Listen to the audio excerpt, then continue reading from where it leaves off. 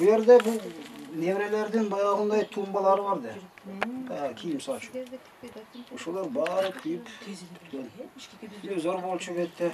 Ысман Кушев Баткен районуна караштуу Бужун айылынын тургуну. Үстөздөгү жылдын февраль айында үйүнөн өрт чыгып, 3 бөлмөлүү үйү толук күйүп, эч нерсе калган эмес. Бактыга жараша эч ким жабыр тартпаган. Үй ээси жумушта болуп, кошуналары өрт өчүрүүчүлөрдү чакырып, күчөп кетүүсүнүн алдын алышкан. Негизи жалындын очогу ушул үй болгон. Андан кийин бул комнатага өткөн. Bu yerde холодильник болчу. Ana холодильник.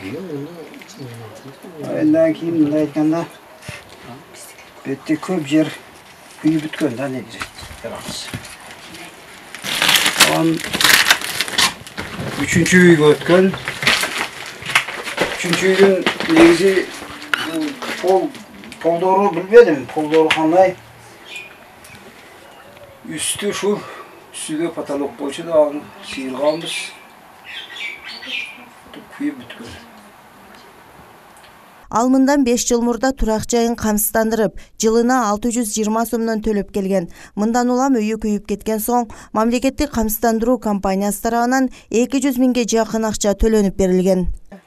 Эми бизде ишканадан баягы страхование компания келип, страхование компанияга өткөнбүз. Жылыга 600 сом акча төлөйбүз, 615 би. Ошол эми ошолордо кичине жардам берди. Кудайга шүгүр. Жакшы эми негизи строй материалга жетет.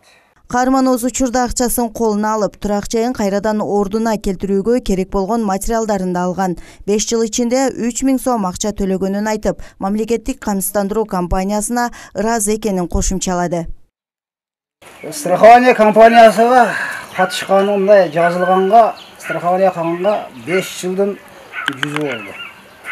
5 жылдын ичинде мен 600дөн 3000 канча болот? 3000ден ашык пул акча төлөдүм. Кече үй күйгөндөн кийин 200 миңге жакын акча которуп бердилер. Которгон акчага аган строй материалдарды алып койдум. 2 дерезе, 1 пластик эшикке акчасын берип койдум. 50 штук шипр алдым. Жыгач алдым. Строй материал негизи алып койдум мындай айтканда. Соңку жылдары мамлекеттик камсыздандыруу компаниясына кайрылып, турак жайларын камсыздаган жарандар арбын. Анткени кандай гана кырсык болбосун, чыгашасын өзгөчө кырдаалдар министрлиги тарабынан эсептелип, аталган компания тарабынан 20 күндүн ичинде акча төлөнүп берилет. Бизге биринчиден үйдүн тех паспорту болсо жакшы болот. Анан бизде Баткенде үйлөрдүн тех паспорту көбүнчөсү жок экен.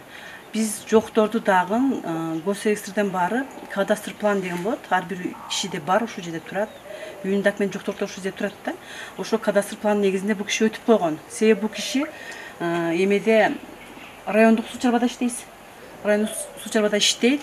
Бул киши 5 жылдан бери үйүнү камсыздап жүрөт. Ишкананын коллективинин баары чогуу ошонун негизинде өткөн бул кишичи. Бирок бул кишинин кече үйү күйгөндө үйүнүн тех паспорту жок экен. Бирок жасатты. Биз үйүнүн тех паспорту жокторду дагы баягы кадастр план негизинде өткөрөбүз. Бирок бир кырсык болгондо тех паспорт талап кылабыз. Себеби Бишкек ошондой бизге талап койгон. Анан бир жакшы жери ошо документи жок үйлөрдү дагы камсыздаганбыз. Ошонун документ болгончо биз күтөбүз. Тех паспорт жасаганча күтөбүз, анан кийин төлөп беребиз да. Негизи бардык документтер туруусу канча убакыттын ичинде акча төлөнүп берилет? 20 күн аралыгында төлөнүп берилет. Эгер эми болсо биз бул жактан топтойбуз, анан анча-мынча кемчиликтерин топтойбуз, сүрөттөрүн чыгарабыз, үйлөрдү, анан МЧС актарын алабыз. Ошонун негизинде айка барып документ, андай аякта комиссия карайт, ошонун негизинде бир 20 күндүн ичинде төлөп берилет. Учурда мамлекеттик камсыздандыруу компаниясынын кызматкерлери тарабынан турак жайларды, унааларды жеке адамдар өздөрүн камсыздандырып алса боло турганы боюнча түшүндүрүү иштерин байма-бай жүргүзүп келишет. Сабира Абдисаматова, Мухаммед Мамытов, Алтын бешик жаңылыктары.